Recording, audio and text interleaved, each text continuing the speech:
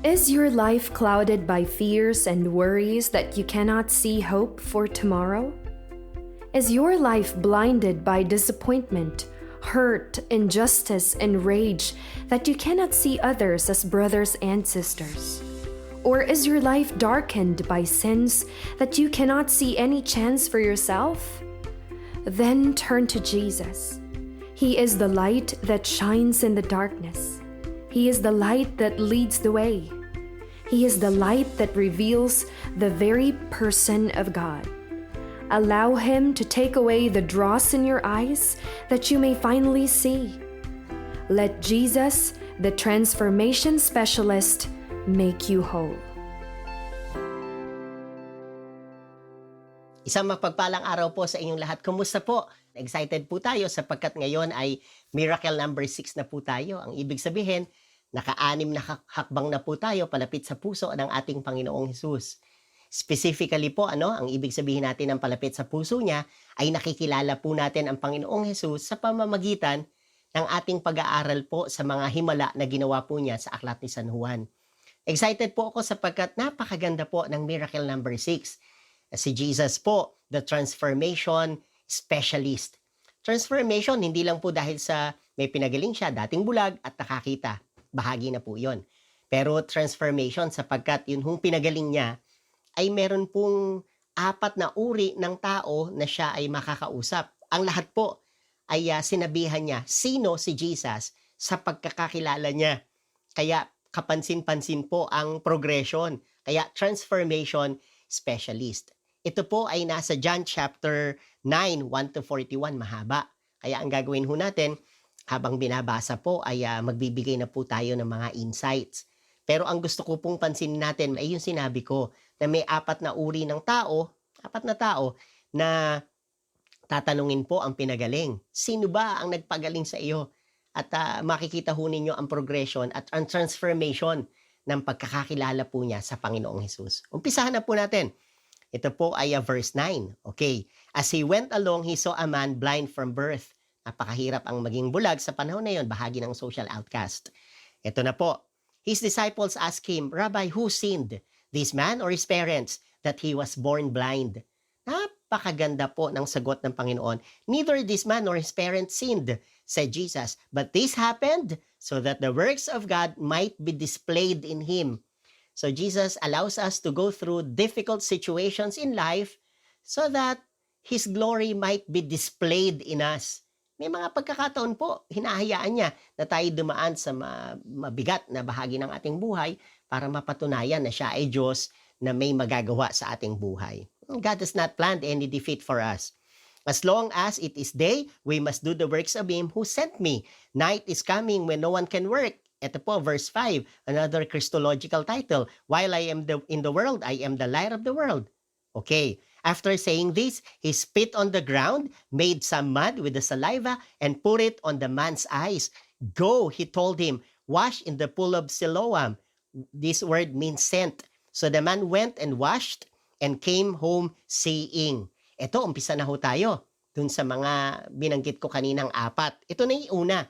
His neighbors and those who had formerly seen him begging asked, isn't this the man who used to sit and beg? Some claimed that he was. Others said, no, he only looks like him. But he himself insisted, I am the man. Okay, how then were your eyes opened? They asked. Eto na. He replied, unang sagot po niya sa unang nag-inquire sa kanya, neighbors at yung mga nakakita sa kanya. The man they call Jesus. Yun ang unang pagkakilala po niya kay Jesus. The man they call Jesus. Alright, made some mud and put it on my eyes. He told me to go to Siloam and wash. So I went and washed and then I could see. Kapansin-pansin po na yung mga neighbors niya at yung mga taong dating nakakita sa kanya ni hindi mabanggit ang pangalan ni Jesus. Tingnan ho ninyo verse 12. Where is this man? Okay, they asked him. Hindi mabanggit ang pangalan I don't know, he said. Now, pangalawang grupo, the Pharisees, investigate the healing. They brought to the Pharisees the man who had been blind. Now, the day on which Jesus had made the mud and opened the man's eyes was a Sabbath. Therefore, the Pharisees who asked him how he had received his sight, he put mud on my eyes, the man replied, and I washed, and now I see. Okay. Some of the Pharisees said, this man is not from God. Napansin ho ninyo? Ang Pharisees, this man pa rin ang sinabi, hindi mabanggit ang pangalan niya, is not from God, for he does not keep the Sabbath. But others ask, how can a sinner perform such signs? So they were divided. Then they turned again to the blind man. Ayan. What have you to say about him? It was your eyes he opened. The man replied. Second na po, natatandaan niyo yung una, the man they called Jesus. Pero yung pangalawang sagot niya, this time sa mga Pharisees na po, he is a prophet. He is a prophet. Okay. They still did not believe that he had been blind and had received his sight until they sent for the man's parents. Is this your son? They asked. Is this the one you say was born blind? How is it that now he can see? We know he is our son, the parents answered, and we know he was born blind. But how he can now how he can see now? Or who opened his eyes? We don't know. Ask him. He is of age. Okay, he will speak for himself. His parents said this because they were afraid of the Jewish leaders. Ikatlong grupo ng tao, Jewish leaders na po ito who already had decided that anyone who acknowledged that Jesus was the Messiah would be put out of the synagogue. That was why his parents said, he is of age, ask him. Natakot yung parents eh. A second time, they summoned the man who had been blind. Give glory to God by telling the truth, they said. We know this man is a sinner. Maging ang mga Jewish leaders, this man pa rin. He replied, yung dating bulag. Okay, pansin niyo, whether he is a sinner or not, I don't know. One thing I know, I was blind, but now I see.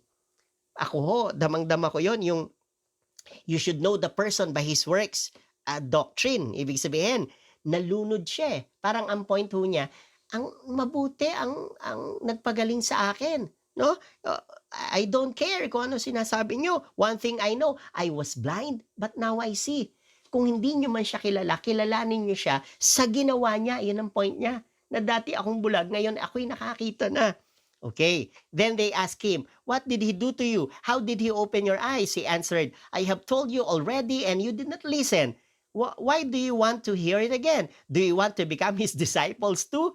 Then they hurled insults at him and said, you are this fellow's disciple. We are disciples of Moses. We know that God spoke to Moses, but as for this fellow, we don't even know where he comes from.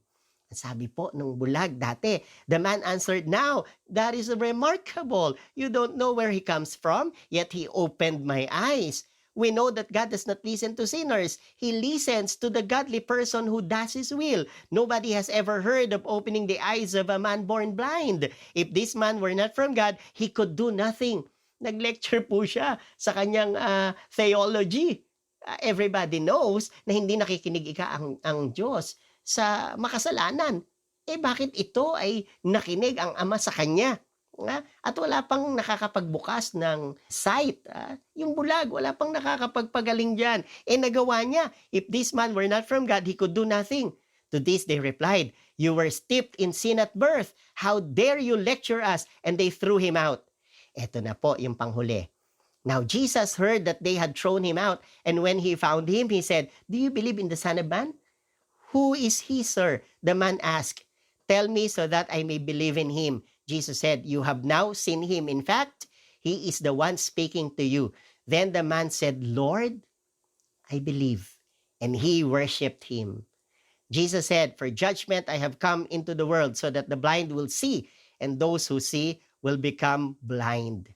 Gusto ko po yung sa dulo. Then the man said, Lord, I believe. And he worshipped him. Napansin niyo yung apat.